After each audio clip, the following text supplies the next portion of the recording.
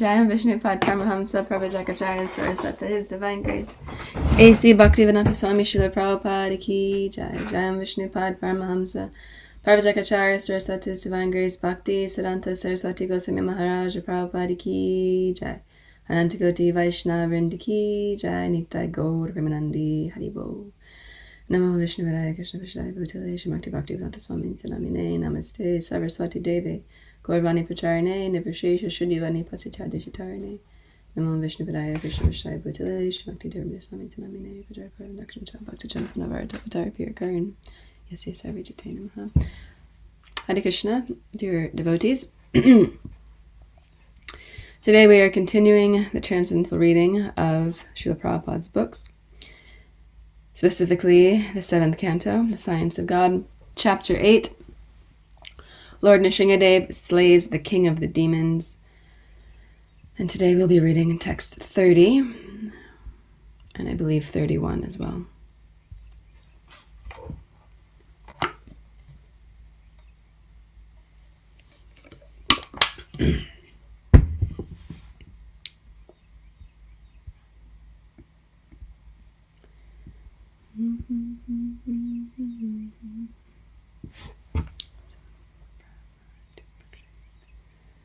Samramba dushprikshya karla lochano vyatanam.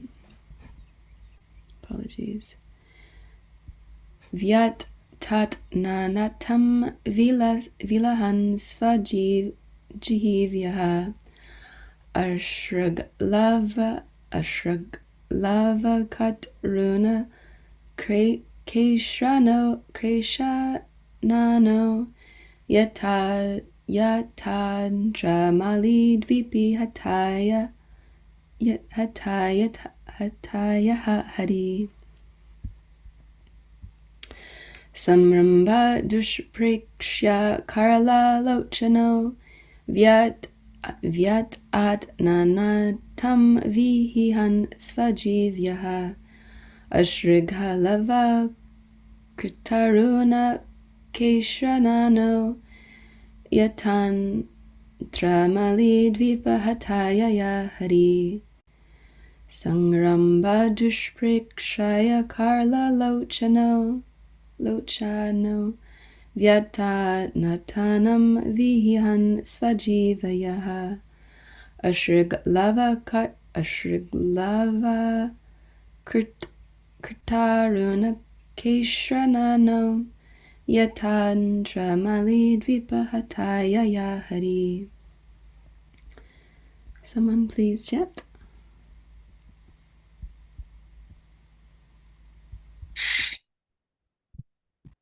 Samramba Vishprekshya Karala Lochano Yatananantam Vilahan Svajivaya Asrig Lavadharuna Kesharanano Yatantra Malidvipa Hatyaya Harihi.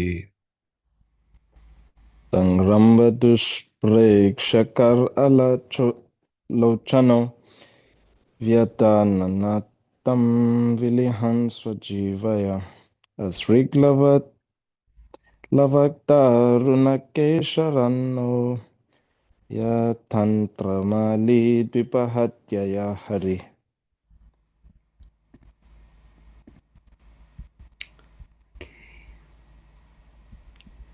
Synonyms. Sangrambha, because of great anger. Dushprikisha, very difficult to look at. Karala, very fearful. Lochanaha, eyes. Vyatata, expanded.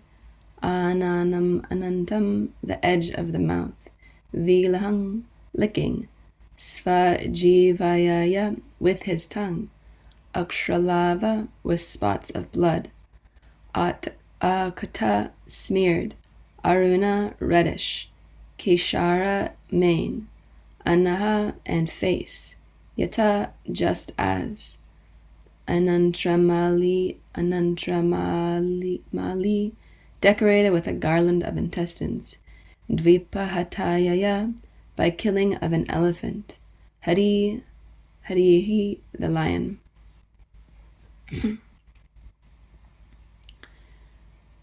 Translation and purport. Lord Nrsingadev's mouth and mane were sprinkled with drops of blood, and his fierce eyes, full of anger, were impossible to look at. Licking the edges of his mouth with his tongue, the Supreme Personality of Godhead, Nrsingadev, decorated with the garlands of intestines taken from Hiranyakashipu's abdomen, resembled a lion that has just killed an elephant. Purport. The hair on Lord Nrsingadev's face, being sprinkled with drops of blood, was reddish and looked very beautiful. Lord Nrsingadev pierced Hiranyakashipu's abdomen with his nails, pulled out the demon's intestines, and wore them as a garland, which enhanced his beauty. Thus the Lord became very fearsome, like a lion engaged in fighting with an elephant. I have it also on my schedule to read 31 too, so I'll just do that so it doesn't mess up the flow for the next Bhagavatam classes. Text 31, Sanskrit. Nahakan kurot patitat hrit som saro ruhang virshridyatas yanucharan udhayudan ahan samastan nakashashtrapanibir dordandayuto nupatan sahasrasha. Translation purport for 31. Translation. The Supreme Personality of Godhead, who had many, many arms, first uprooted Hiranyakashipu's heart, and then threw him aside and turned towards the demon soldiers. These soldiers had come in thousands to fight with him with raised weapons and were very faithful followers of Hiranyakashipu. But Lord Nrsingadev killed all of them merely with the ends of his nails. Purport. Since the creation of the material world, there have been two kinds of men, the Devas and the Asuras. The Devas are always faithful to the Supreme Personality of Godhead, where the Asuras are always atheists who defy the supremacy of the Lord. At the present moment, throughout the entire world, the atheists are extremely numerous. They are trying to prove that there is no God and that everything takes place due to combinations and permutations of material elements. Thus, the material world is becoming more and more godless, and consequently, everything is in a disturbed condition. If it continues, the Supreme Personality of Godhead will certainly take action, as he did in the case of Hiranyakashipu. Within a second, Hiranyakashipu and his followers were destroyed. And similarly, if this godless civilization continues, it will be destroyed in a second, simply by the movement of one finger of the Supreme Personality of Godhead. The demons, therefore, should be careful and curtail their godless civilization. They should take advantage of the Krishna conscious movement and become faithful to the Supreme Personality of Godhead. Otherwise they are doomed. As Hiranyakashipu was killed in a second, the godless civilization can be destroyed at any moment. Om Jnana Timirandasya Om Jnana Timirandasya Gyananjana Shalakaya Chakshurumitam Yena Tasmai Shri Guruve Namaha Shri Chaitanya Manobhishtam Stapitam Yena Bhutale Swayam Rupa Gadadmayam Dadanti Swapadantikam Jaya Shri Krishna Chaitanya Prabhu Nityananda Shri Advaita Gadadhar Shivasadi Gaur Bhaktavrinda Hare Krishna Krishna Krishna Hare Hare Hare Rama Rama Rama Hare Hare Vanchakalpatarubhyascha Kripa Sindhu Vyevata Patitanam Pavanebhyo Vaishnavebhyo Namo Namaha. I'll read the two translations again. Translations for text 30. Lord Nrsingadev's mouth and mane were sprinkled with drops of blood, and his fierce eyes full of anger were impossible to look at. Licking the edges of his mouth with his tongue, the Supreme Personality of Godhead Nrsingadev, decorated with the garland of intestines taken from Hiranyakashipu's abdomen, resembled a lion that has just killed an elephant. Text 31. The Supreme Personality of Godhead, who had many arms, many arms, first uprooted Hiranyakashipu's heart and then threw it aside and turned toward the demon soldiers. These soldiers had come in their thousands to fight with him. With raised weapons, they were very faithful followers of Hiranyakashipu. But Lord Nrsingadev killed them all merely with the ends of his nails. Hare Krishna, what a beautifully gruesome part of the 7th canto we're hearing today. I really like this part, actually. There's a nice lecture my spiritual master gives on this pastime, and he says how when Lord Nrsingadev tore out Hiranyakashipu's heart, he looked at the heart and said, "This is actually the heart of my devotee. I actually reside in this heart." Anyway, he threw it aside and then ripped him apart and threw him to the side and then turned around and just like sliced all the soldiers. So today I thought I'd talk a little bit about open heart surgery. Not that I'm a surgeon of any kind, but open heart surgery in relationship to bhakti. How bhakti can be like practicing Krishna consciousness, devotional service can be like open heart surgery. Seeing as we're hearing how here Lord Nrsingadev is opening up Hiranyakashipu's body and taking out his internal organs and garlanding himself with his intestines. And of course, as we hear even in Krishna book, how when the damsels of Vraj and when Krishna himself wears jewelry, it's not that the jewelry becomes more beautiful, but it's that the jewelry just enhances the beauty of the Lord, and actually the jewelry becomes pretty once it's been put on Krishna. Just like the devotees who do deity worship and pujari service in the temple, you can see when they have all this jewelry, like there's so much jewelry for the deities, and some of it's like very glitzy and glammy and beautiful and pretty.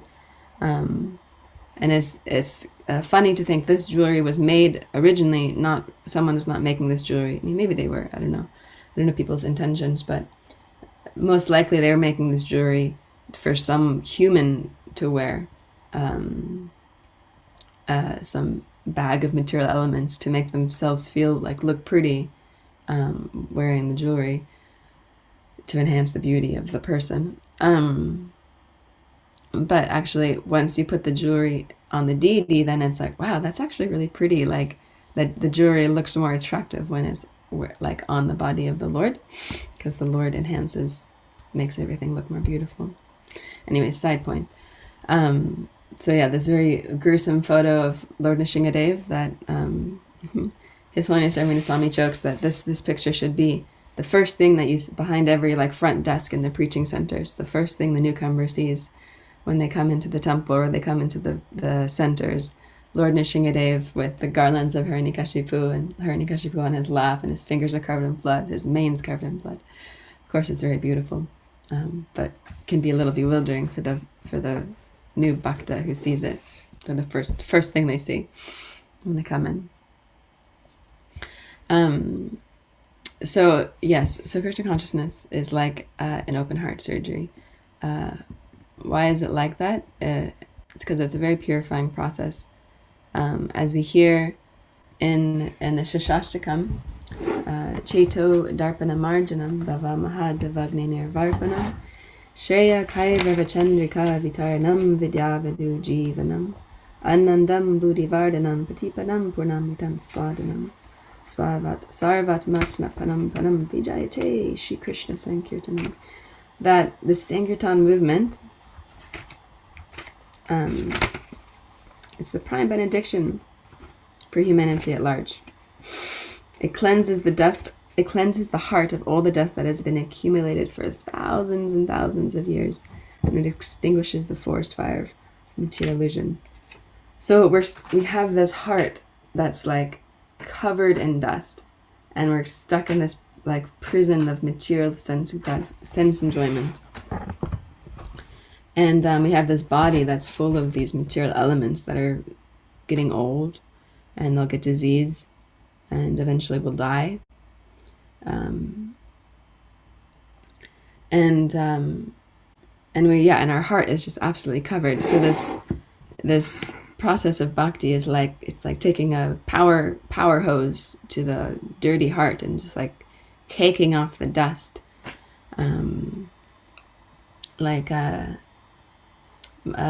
of the ladies I take care of for work, she likes to watch these shows about these, like, it's like a British TV show about this old house. Like, these people own this house, or they've gotten it passed down as like an heirloom, and it's like ancient. It's from like the 20th century or earlier, early 1900s, and it's covered in vines and looks really gruesome. And then they hire these people to come in, and they like remodel the whole house, and they make it look like some like very modern, sleek, priceless $1,000 million house or something. And they always have like the time-lapse videos of them hosing down like the house, and they blast, like with a powered water hose, they blast the concrete, and it reveals actually that underneath all that dirt there was this really beautiful like marble like patio or something. So this is like what bhakti is doing to our heart. It's like it's power washing everything, and we have this heart that's covered in dust and grime, full of anarthas and unwanted qualities. And this is like like an expert doctor slicing open the body and seeing, okay, now we have the heart here. And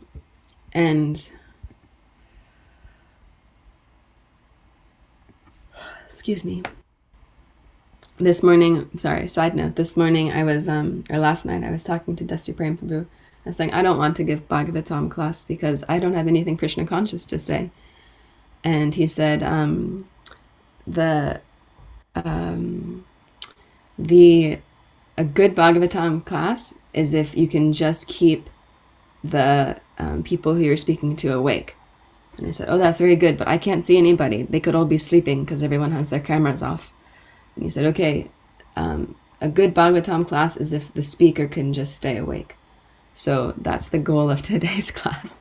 If I can stay awake, then I'll consider it a success. Hopefully I don't bore myself too much. So yes, our heart is covered with dust. Our heart is very dirty. It's an unfit place for Krishna to reside.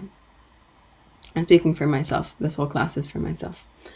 And we're cleaning it. Krishna consciousness is like cleaning the heart, cleaning the dust off the heart. Just like in the first verse of Shashtakam, we hear, as we just heard, the heart has been covered with dust for millions of lifetimes.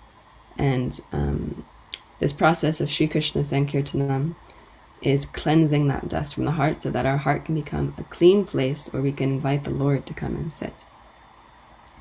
And as listening to this pastime, it's a very nice pastime from Sisi, the cleaning of the Gandicha temple, or the Gandicha mandir. And I'll pull it up here so I can recite it properly. And this pastime is very nice. Lord Chaitanya, he takes a very large group of his associates, and they go to the Gandicha mandir, and they clean it. And it's not like, when we clean something, we might just, we have a maha clean of the kitchen, or you clean your house, and it's like, okay, I have an hour, I'm just going to clean as much as I can, and you clean everything. But there's always like so much more that can be cleaned.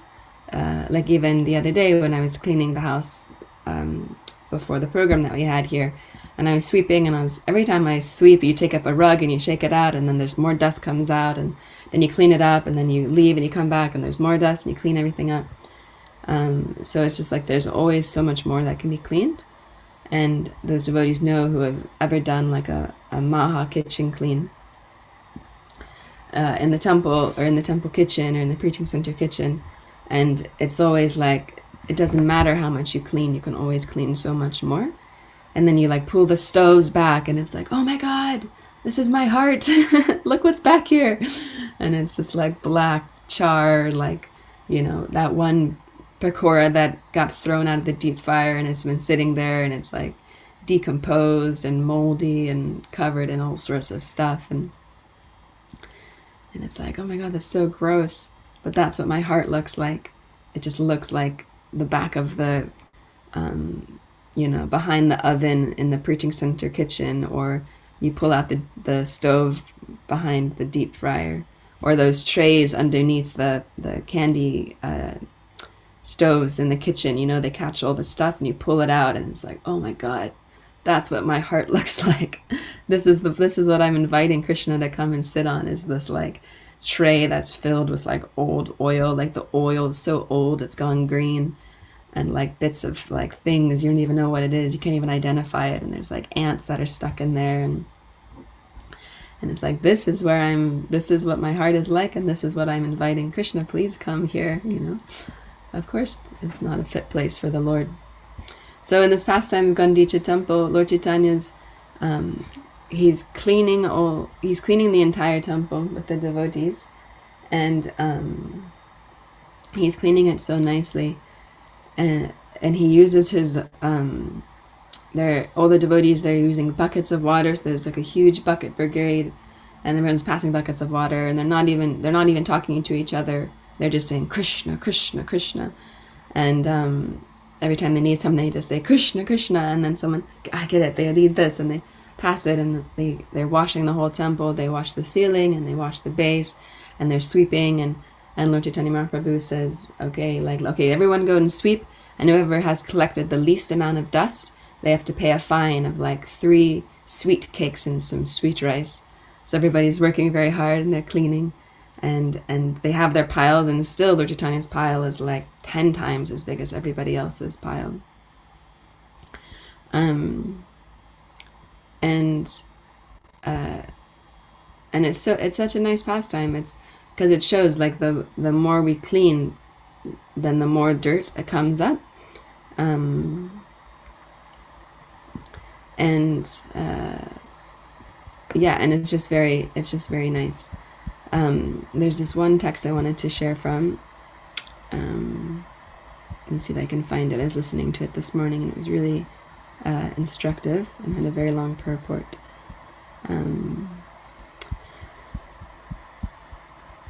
Yes, let's see. So yes, this pastime is very nice, and I think it really is a nice pastime to meditate and read about. Of course, I should read it more often about how when we cleanse our heart, then the more that we clean our heart, the more dust that comes up.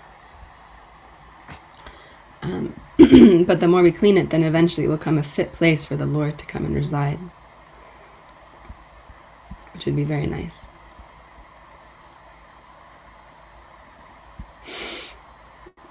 Okay, I'll just read a couple verses from this because it's very instructive.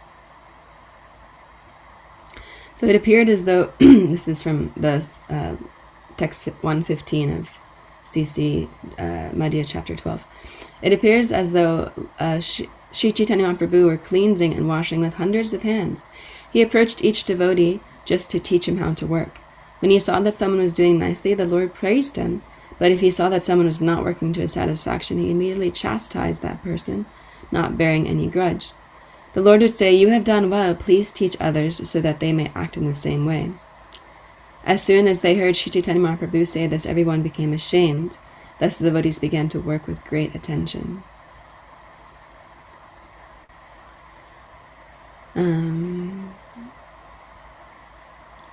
Thus all the places around the temple were thoroughly washed within and without. After everything was thoroughly washed, a Vaishnava from Bengal, oh yes, this was a nice part anyways, I'll read it. A Vaishnava from Bengal who was very intelligent and simple, came and poured the water on the lotus feet of the Lord. The Gaudiya Vaishnava then took this water and drank it himself. Seeing that, Sri Chaitanya Mahaprabhu felt a little unhappy and was outwardly angry. So he called for Swarup Damodar and he said, just see this Bengal Vaishnava of yours. Look what he's done. He's put me in a very precarious position. And anyways, it's nicely described how he's then in the translation, the purport, they say that anyone who's actually in the Gaudiya Vaishnava Sampradaya, they're actually like in the they're under the charge of Swarup Damodar Goswami. So let's see. In this way, all the quarters of the Gandicha temple were completely cleansed and cleared. All the quarters were cool and spotless, like one's cleansed and pacified mind. When the water from the different rooms was finally let out through the halls, it appears as if a new river were rushing out to meet the waters of the ocean. Oh yes, this is the verse I wanted to read. Out of the gateway of the temple, all the roads were also cleansed, and no one could tell exactly how this was done. And then Srila Prabhupada gives this very nice purport. It's rather long, but I'll just take bits from it because it's very nice. So this is from this purport. If a devotee at all wants to cleanse his heart, he must chant and hear the glories of Lord Shri Krishna, Shrinvata Swakata Krishna. This is a simple process. Krishna himself will help cleanse the heart because he is already seated there. Krishna wants to continue living within the heart, and the Lord wants to give direction, but one has to keep his heart as clean as Lord Chaitanya kept the Gandicha temple. The devotee therefore has to cleanse his heart just as the Lord cleansed the Gandicha temple.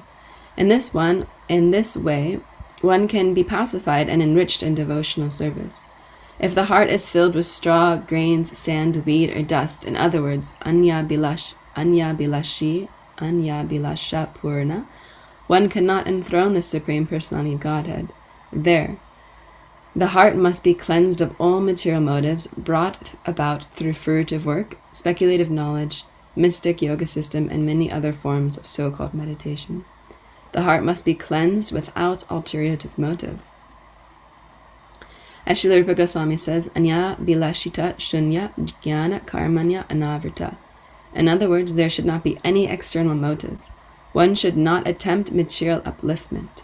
Understanding the Supreme by speculative knowledge, fruitive activity, severe austerity and penance, and so on. All these activities are against the natural growth of spontaneous love of Godhead. As soon as these are present within the heart should be understood to be an unclean, and therefore unfit to serve as Krishna's seating place. We cannot perceive the Lord's presence in our heart unless our hearts are cleaned. So I just wanted to read that one paragraph. It's a very nice purport, though, if anybody wants to read more about this. It's CC Madhya 12, 135. So, yeah, unless our hearts are completely clean, as it's saying here in this purport, then it's actually not a fit place for the Lord to sit. And for those of us whose hearts are not completely clean, they're filled with not only dust and straw and stones, but like sharp boulders and rocks and all sorts of other demoniac desires are going on in there.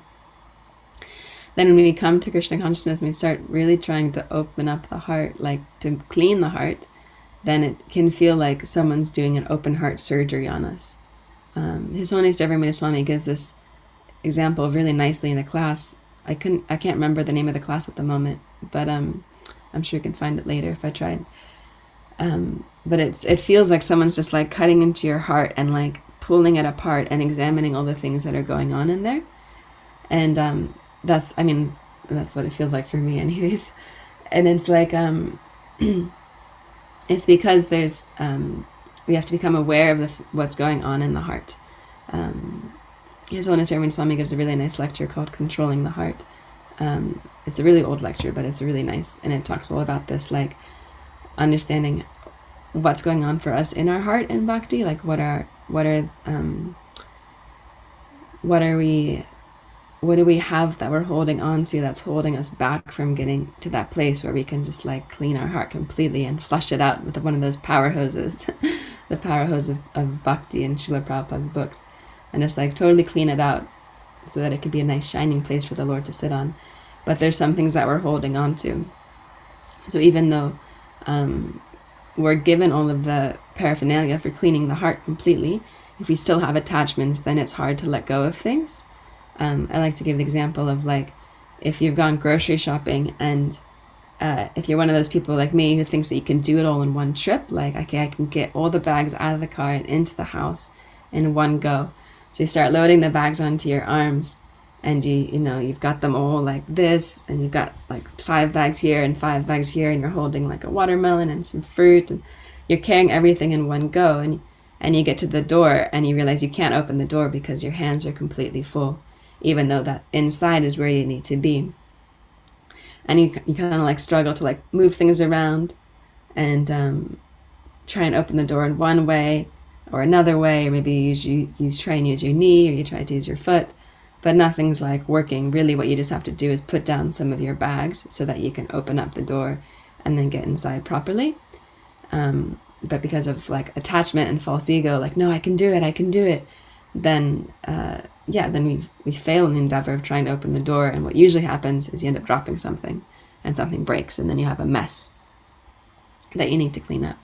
So I like to think of this like, I've got all these things that I'm holding on to, like, no, I can enjoy in the world, or no, my family will bring me happiness, or I will get happiness in this way, or I have these things that I'm attached to, and I don't really want to let them go, even though I know if I just put them down, then I'll be able to get actually the result of the goals that I'm trying to achieve. Like, if I just put down my material desires and I let go of some of the bags that I'm holding, then I'll actually be able to take in Krishna more, and then these other things will be like, oh, I don't even want them because I've got this higher knowledge.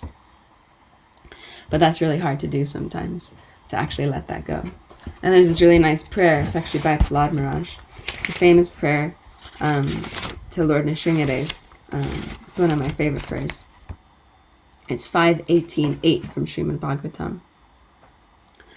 Om Namo Bhagavate Narasimhaya Namaste Jase Avir Bhava Vrajanaka Vrajadangshta Kamarshayam Randaya Tamo Grasa Om Swaha Abhayam Atmani Bhushta Om Shram. Translations.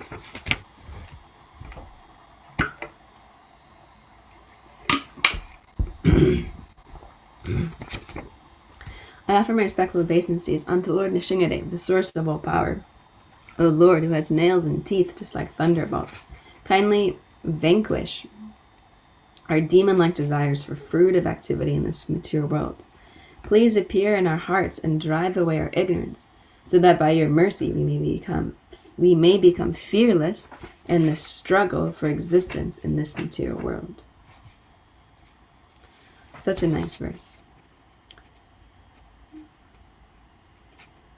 Kindly vanquish our demon-like desires for fruitive activity in this material world. Please appear in our hearts and drive away our ignorance, so that by your mercy we may become fearless in the struggle for existence in this material world. Because it is a struggle. This is a very nice prayer in the 5th canto that I like to think about and say as often as I can. Because it is a struggle. This whole material world is a struggle. And realizing that this world is actually not a place for like nicey, where nice things happen to us. But as I was telling this to Mother Kalki recently, I said to her, I just was talking with one devotee, and the devotee was telling me that this devotee was telling me, you think this world is a place of nicey, but actually it's a place of suffering. And when I told Mother Kalki that, I was like, yeah, I just realized that I think this place is like a world of nicey. And she was like, no, this world is a place of nasty. And I was like, yeah, that's true. This is a nasty world. And it's not a place for a gentleman or a gentlewoman to live. You have to be very tough in order to make it here. Have a hard heart and not get affected by things, because people, it's just like a place where your heart is bound to be broken unless you give your heart to Krishna. There's another verse I really like to read. It's quoted in the Chaitanya Charitamrita. It's about, it shows the embarrassing condition of the living entity. The Sanskrit I'm a little rusty on, so I'll just do the translation. So, O my Lord, there is no limit to the unwanted order of lusty desires. I have rendered these desires so much service, and they have not shown any mercy to me. I have not even been ashamed to serve them, nor have I even desired to give them up.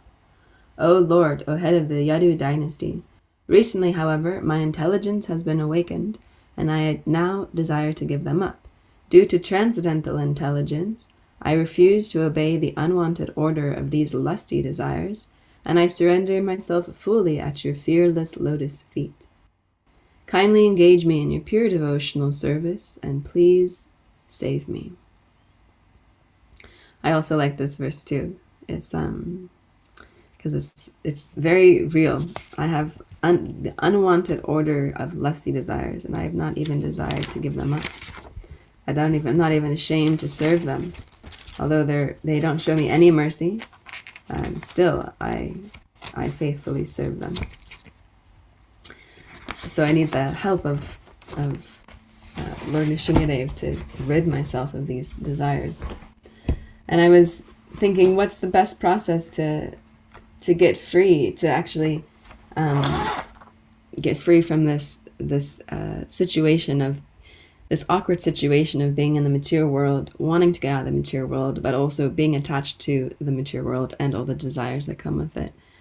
And I was trying to find a nice verse in Bhagavad Gita, and then I just realized, oh yeah, the whole point is that we should be reading Srila Prabhupada's books regularly, and how important it is to hear every day. And I was thinking for myself, no wonder I feel like I'm totally in the material energy.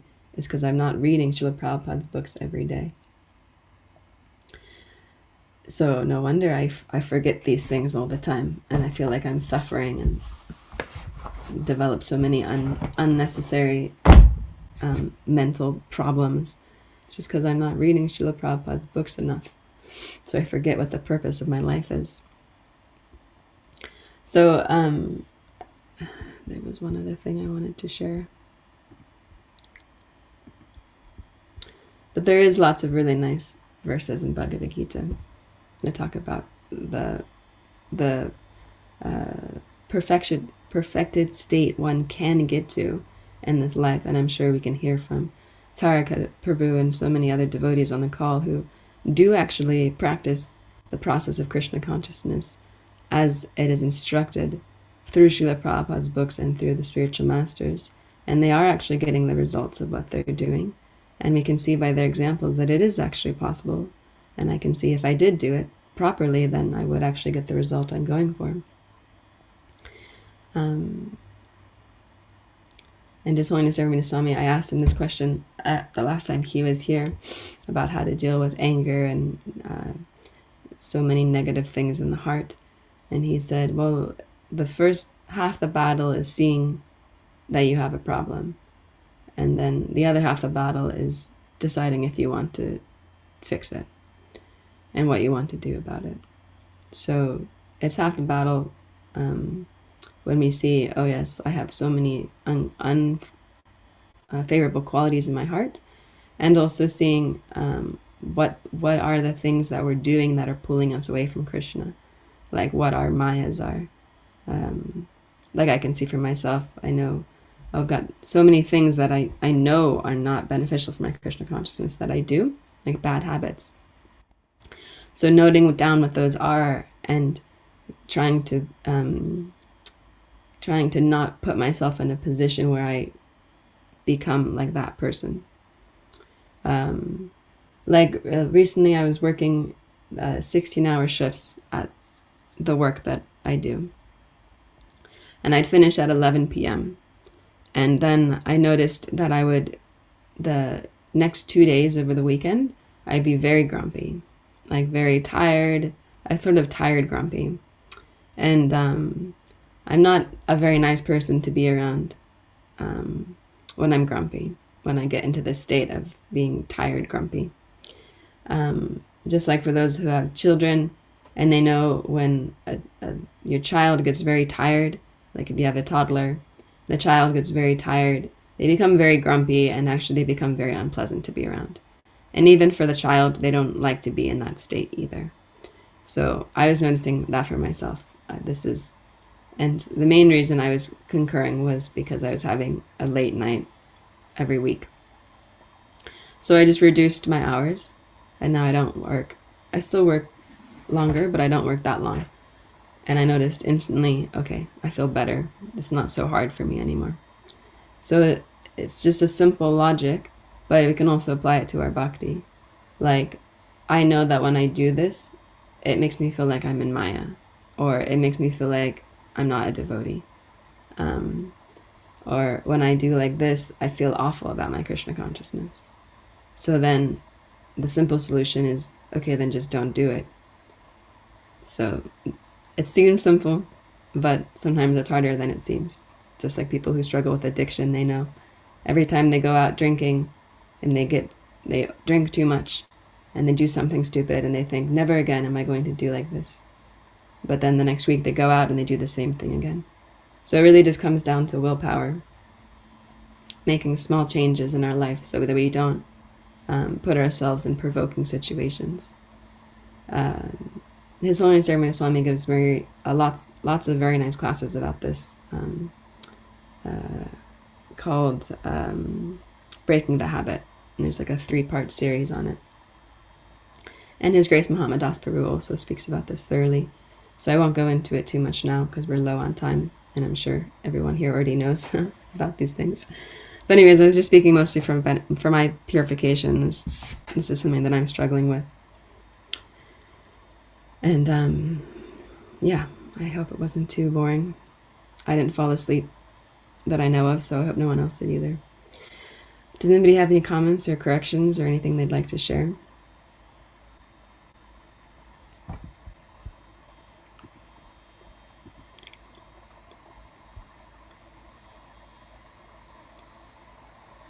Hare Krishna.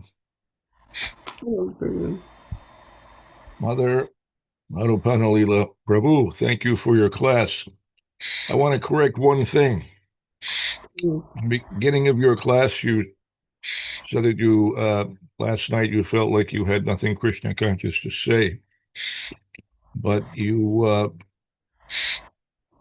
delivered a truckload of Krishna Gita this morning. This was wonderful.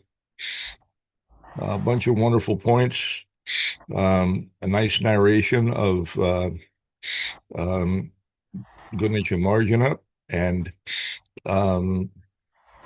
lots of practical discussion of the practice of Krishna consciousness. It was very good.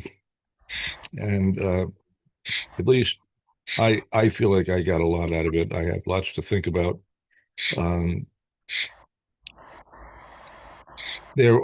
Actually, you made so many points. I was trying to remember the points and things that I wanted to comment on, and I became overwhelmed because there's so many points. I can't remember them all now. But I want to thank you for a nice class. It was good. It was well planned out, and we covered a whole bunch of really important points. Yeah, this cleaning the heart. It's sometimes the process is unpleasant. Srila Prabhupada described how sometimes there may be discouragement because as we start to clean, dust is kicked up, and initially it appears as though things are becoming more dirty.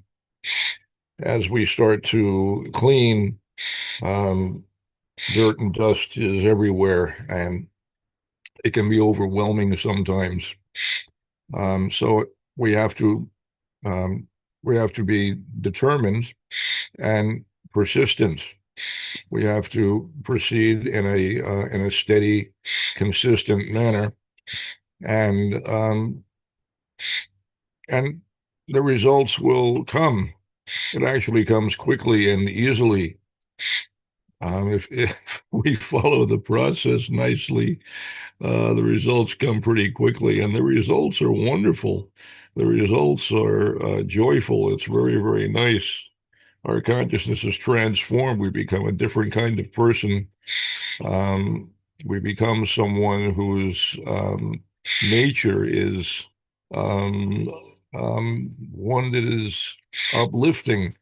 Um, Rather than degrading. We shed all the bad habits that serve to degrade our consciousness, and um, our pure consciousness manifests, and that consciousness is naturally uplifting.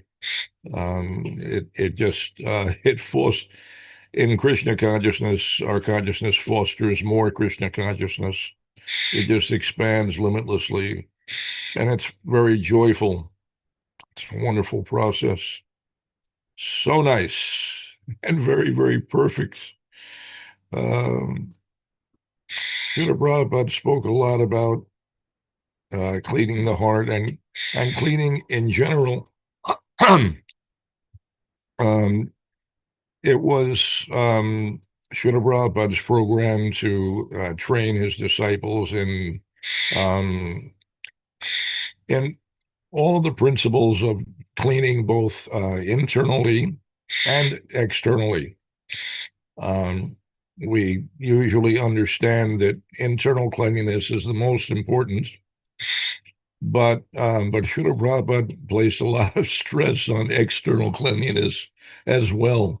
Um, Equally so, if not more, um, and with the explanation that if externally you're not clean, then you're not going to be able to become clean internally.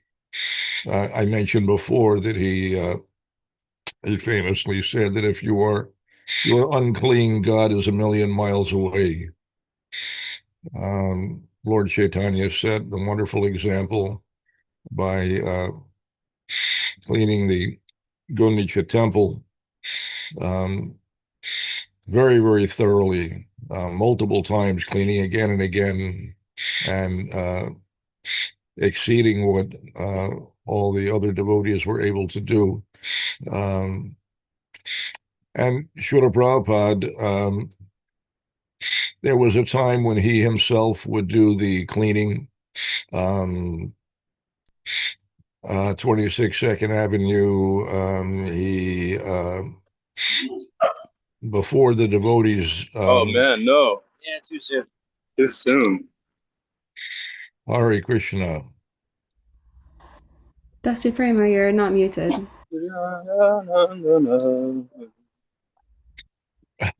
Hare Krishna. Sorry about that. Yeah, so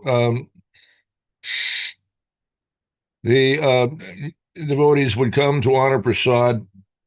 They would just eat and leave, and Srila Prabhupada would have to clean up after everyone. But gradually, by his example, everyone began to understand that they should be contributing. So gradually, the devotees took up responsibility for helping with the cooking and the cleaning. And eventually, the devotees became more responsible, and they relieved Srila Prabhupada of all of the types of work that they could do in order to free up his time for the things that they could not do. It was very important that Srila Prabhupada have free time for his writing. So the devotees gradually relieved Srila Prabhupada of all of these other things that he was doing, like cleaning. But Srila Prabhupada engaged his disciples in cleaning, and he had very specific ways in which he wanted things done. There was a particular way in which he taught us to clean the floor. In our Western temples, the process that he gave us was that we use a bucket of water and a cleaning cloth, and the cloth is soaked in the water and then wrung out, and then it's placed on the floor and moved across the floor, always in one direction. It's never a back and forth motion. The leading edge of the cloth must always be facing forward. You can turn the cloth to go in a different direction, but the cloth is always facing forward, so that you're not spreading dirt around, but gradually picking it up with the cloth.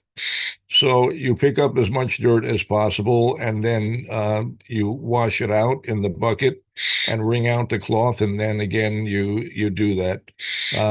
In our Indian temples, he showed us a different process, because there the floors are intentionally constructed to make it possible to clean in this way, which was that you take buckets of water and you just throw buckets of water across the floor, completely covering the floor with water, and then with either a broom or a squeegee, the water is swept off the floor, and with it goes all of the dirt. But Srila Prabhupada was very particular about how cleaning was done. He engaged devotees in cleaning his quarters every day, as well as the temple room. In every temple, the first order of business was to clean everything thoroughly from top to bottom. The entire temple, New York, we had brownstone building, actually two brownstones, two adjacent brownstones, 4 floors, and it became my responsibility to clean the floors. I had to clean all the floors from the attic down to the basement, and then also the kitchen. Kitchen cleaning was the responsibility of the cooks. Srila Prabhupada taught the cooks that you clean as you cook, so that by the time you finish cooking, there's no cleaning left to do because you've already cleaned everything. But if there is any uncleanliness, you cannot cook in the kitchen until everything is spotless. The kitchen must be spotless, then you can begin cooking, but you constantly clean as you cook. He was very, very serious about cleanliness, and it's not uncommon these days that there will be a trash can in the kitchen for vegetable scraps and wrappers from produce and so on. Various types of trash are generated in the kitchen, so that there might be a brute can or something with a trash can liner, but Srila Prabhupada never allowed us to have a trash can in the kitchen. If ever he found a trash can in the kitchen, he would become extremely unhappy and blast us severely. He was often amazed at the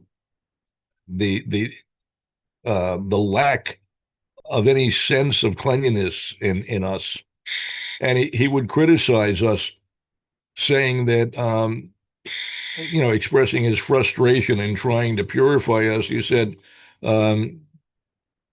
it is like trying to clean coal. Of course, if you try to clean coal, no matter how much you wash coal, it just gets blacker and blacker. It starts out black, and the more you try to wash it, the more, black is everywhere. So he described us that way, that the more you try to clean, the dirtier they become. He issued some very blistering chastisements on a regular basis. But he really he demanded absolute cleanliness in his quarters, in his room. When he went on a walk in the morning, it was the job of one devotee or several devotees to clean his room while he was out during his walk. And he was incredibly observant when he returned from his walk, if anything was out of place, he would immediately notice. And if anything had not been cleaned, he would always notice. He saw every tiny, minute detail. It was incredible.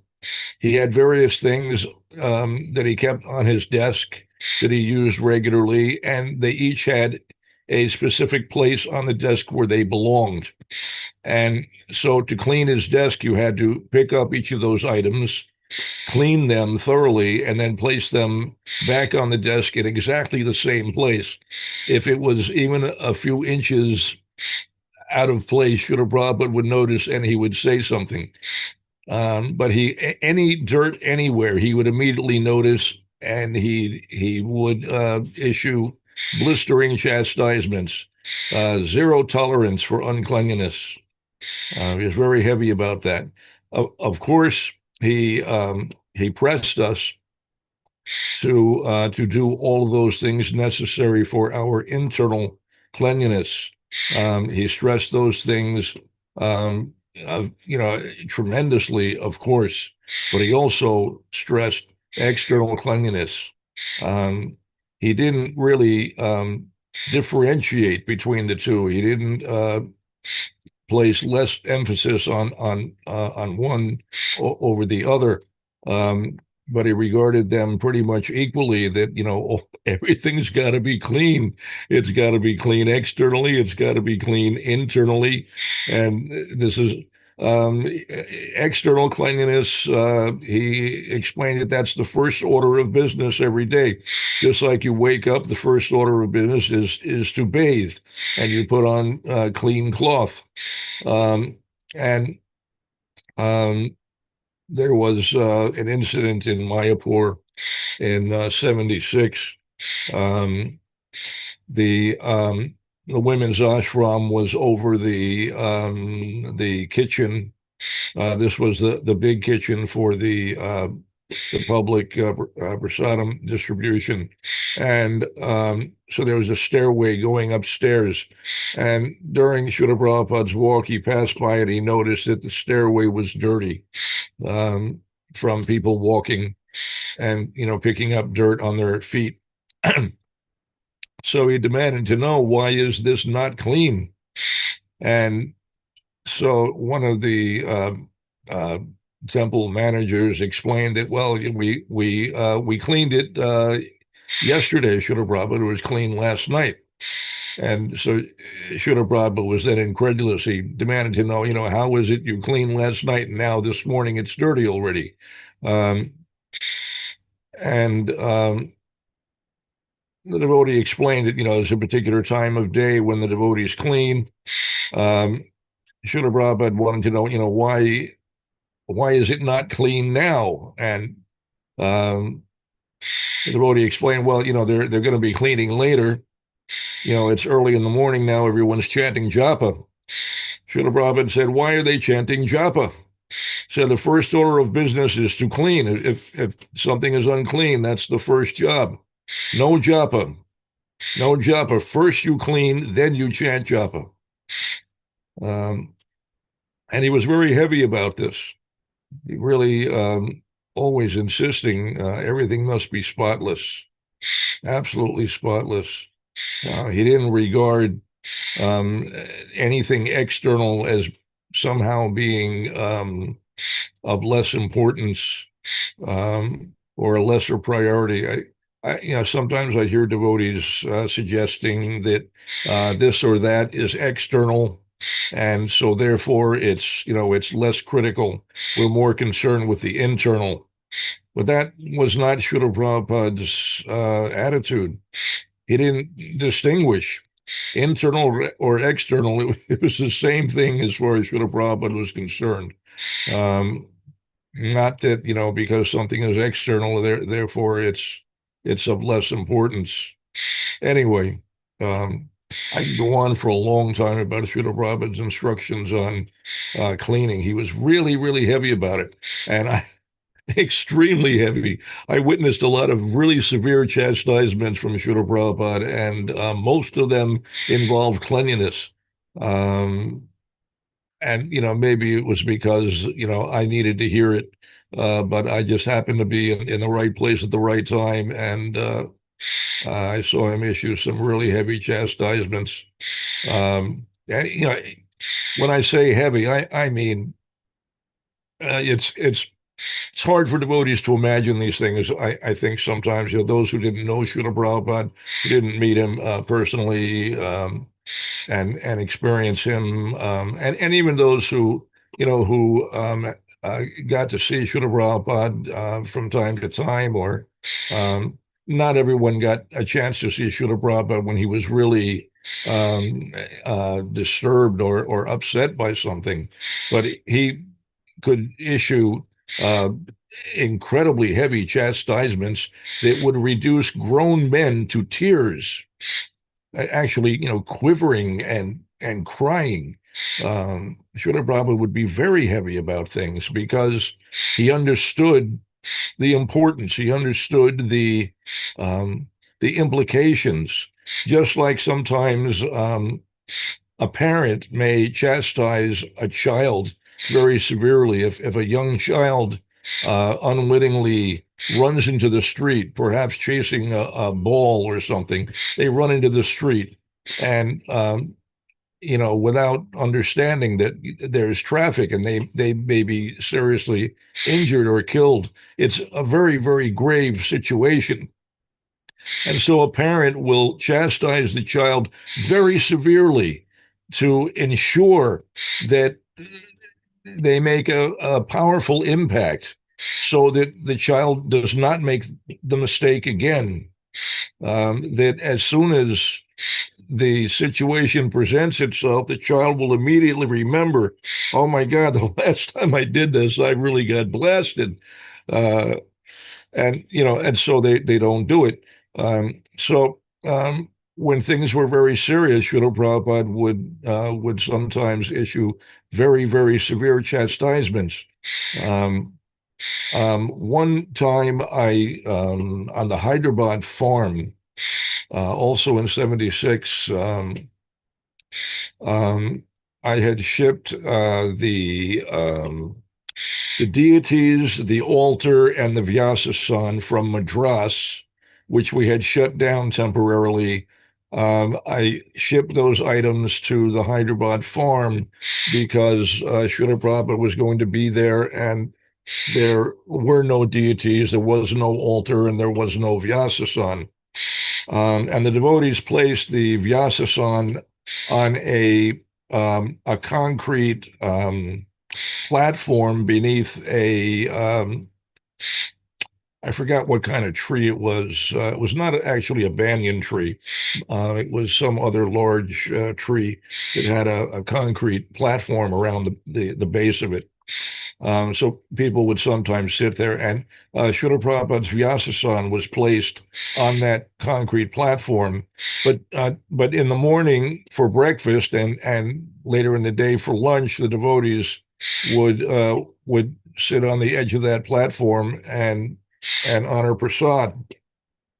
So one morning, Srila Prabhupada returned from his morning walk, and he sat on the Vyasasan, and the devotees began Guru Puja. And this was it was a terrible morning, very, very traumatic for the devotees. It was just one thing after another. The first thing that happened was Srila Prabhupada noticed during the kirtan, um, around this tree with the concrete base, there were small buildings arranged in a circular fashion. And Srila Prabhupada was staying in one of those buildings, and devotees and others. And Srila Prabhupada noticed across from where he was sitting, somebody was trying to open the door of one of those buildings and could not get the door open. Srila Prabhupada stopped the kirtan, and he demanded to know, what are you doing? And the devotee explained that, Srila Prabhupada, there's one devotee in this room. He did not come to the morning program. He is in here sleeping. It was actually the Boga room. And Srila Prabhupada's response was, a devotee or a demon? And he shouted, "Come out, come out." And so gradually the door opened and some disheveled, sleepy-eyed devotee stumbled out, and more chastisement. Um, that's another story, long story, but the kirtan resumed, and during the kirtan, Srila Prabhupada was looking around his Vyasasan at the concrete platform beneath this tree, and he noticed that there was dried dal on the platform. So again, he stopped the kirtan, and he demanded to know why is there dried prasad on the cement here. And devotee explained that, well, the devotees took prasad there yesterday, and so then, of course, Srila Prabhupada demanded to know, so why was it not cleaned? And the devotees thought that they had cleaned it. And so while this discussion was going on, one devotee thought that under the circumstances, it would be wise to try to act responsibly and immediately begin doing some cleaning. And so he pulled out a pocket knife and began using the pocket knife to scrape the prasad off the cement. Srila Prabhupada saw him doing that, and he demanded to know, what are you doing? And he said, I'm cleaning up the prasad. He said, what is that you're using? He said, it's a pocket knife. Srila Prabhupada said, why are you ruining a perfectly good knife? And the devotee, rather than accepting the instruction and leaving it at that, he spoke back to Srila Prabhupada and he said, well, Srila Prabhupada, it's an old knife. And so now Srila Prabhupada was particularly annoyed, and he said quietly, but very sternly, better you save it to cut your throat. And then he went on to severely chastise the devotees for their lack of cleanliness, the fact that they had no sense of cleanliness, that such a thing could occur, and without any reaction from anyone. And he began to he told the devotees, you're very puffed up. You think you are devotees, you're actually Yavanas and Malechas. You're not really devotees, you're only trying to become devotees. And he refrained from giving Bhagavatam classes, and instead he began giving classes from Bhagavad Gita, from the chapter on the nature of the demons and the devotees. The chastisement continued for days. He was quite heavy about it. Anyway, that's just a little history for those who were not around at the time. Hare Krishna. Sorry to take us over time again. Thanks again for a wonderful class, Mother Madhupana Leela. Hare Krishna. Hare Krishna Prabhu, thank you so much. That was totally ecstatic. Loved to hear those pastimes of Prabhupada that, we probably wouldn't get to hear anywhere else. Thank you so much for sharing, and thank you all the devotees for tuning in for today's Bhagavatam class. Gancharaj Srimad Bhagavatam ki, Srila Prabhupada ki, Jai Nitya Gaur Premanandi. Hari Hari Bo.